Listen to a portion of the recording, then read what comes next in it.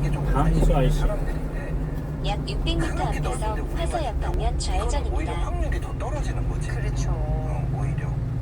근데 저는 궁금한 게 외계 생명체가 있다고 저는 생각을 하거든요. 네. 존재한다면 이 인간처럼 똑같이 진화의 과정을 거쳤을지가.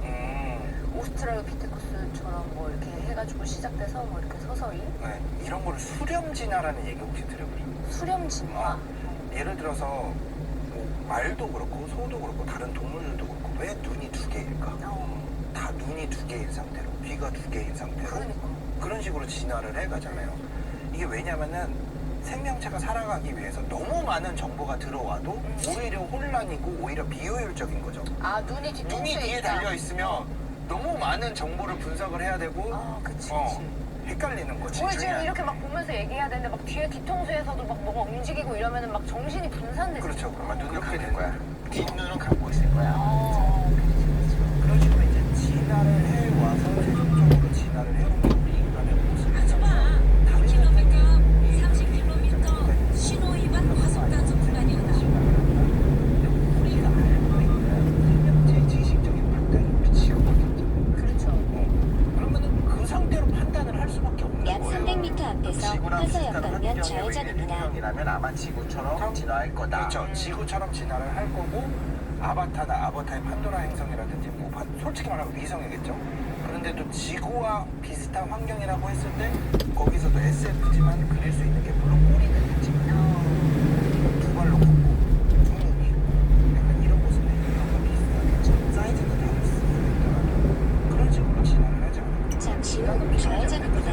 왜냐면은 환경이 지구도 옛날과 지금의 지구, 옛날의 지구와 지금의 지구가 같지 않거든요. 다르거든요. 달랐기 때문에 계속 거기에 맞춰서 변화해오지 않았을까 생각합니다. 그러면 이게 뭐 형태나 뭐 기준의 차이는 있을 수 있지만 이제 뭐 대부분의 사람들이 외계 생명체 있을 수 있다라고 이제 생각을 한다는 거잖아요. 그렇죠. 그러면은 대체 그들은 얼마나 있을까? 그렇죠. 얼마나 있을까? 궁금해요. 솔직히 말하면은 저도 뭐라고 말을 할 수가 없어요. 예를 들어 어디에 살아야 될까부터 생각을 해보죠. 네. 조건을. 별에 살 수 있을까요? 예를 들어 태양에 생명체가 살 수 있을까요? 아 못을. 최근에 보면 생각지도 못했어. 생각지 못했어. 하지만 행성은 아닐 것 같아요. 예. 뜨거워요. 뜨거워요. 너무 뜨거워. 그러니까 이런 전제가 있어야 돼. 저 먼 우주라도 우리랑 구성하고 있는 원소는 같을 거다라고 생각해야 돼. 그러니까 탄소 기준은 아니더라도 그렇지, 거기 그렇지. 지구에 없는 원소가 있진 않을 거고. 그 최소한. 그리고 좀 우주에서 풍부한 원소여야 될 거고. 그럼 아마도 탄소 기반일 텐데 태양 정도 표면 온도가 막 5,000도, 6,000도 가까이 되면 타지. 타지. 그렇다고 태양보다 작은 약간 적색 외성 한 2, 3천도 되는 별에서 살 수 있냐? 그거는 또 아니에요. 왜냐면은 다 별이라는 거는 플라즈마 형태를 기본적으로 갖고 있어. 그러면은 플라즈마 형태가 뭐냐?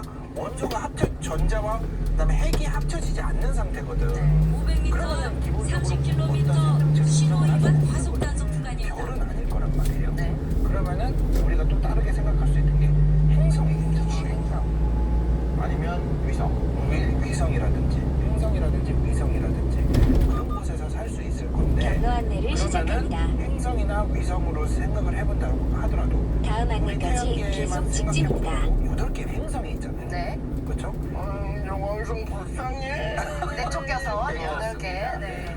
그래서 8개의 행성 중에 그나마 살 수 있는 행성으로 치자면은 골디락스 존이라고 우리가 흔히 말하는 단순하게 그것만 생각을 했을 때 물이 액체 상태로 존재를 할 수 있을 정도의 환경이라고 생각을 해봤을 때 들어올 수 있는 게 금성, 지구, 화성 정도의 금성이 안쪽 경계선, 화성이 바깥쪽 경계선이라고 봤을 때 지구는 정말 절묘하게도 그 가운데 있어. 골디락스 존 정말 한가운데 있죠.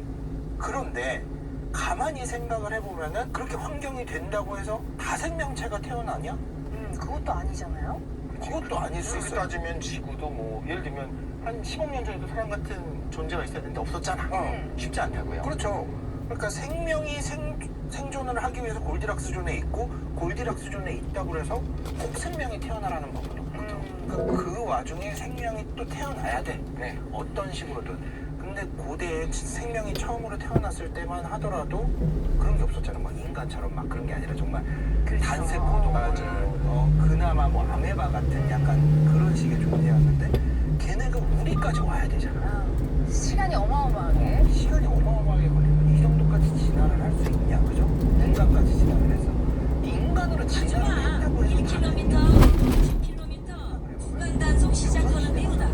우리가 통신 장비를 가지고 있었어. 조선시대에 우리 선조들은 외계 행성을 찾거나 인터랙션 할 수 있는 기구가 없었다. 아예 없었잖아. 그러면은 깃발을 휘두르면 어떨까요? 지금 보이진 않지. 진화는 했는데 할 수는 있어. 뭔가 이렇게 그렇죠. 그렇다고 생명체가 안 살았냐? 고등 생명체가 아니었냐? 그거는 아니야. 하지만 외부에서 디텍트가 안 된다. 그렇지. 우리가 얘가 그럴 수 있는 포맷을 상태였어요. 외계에서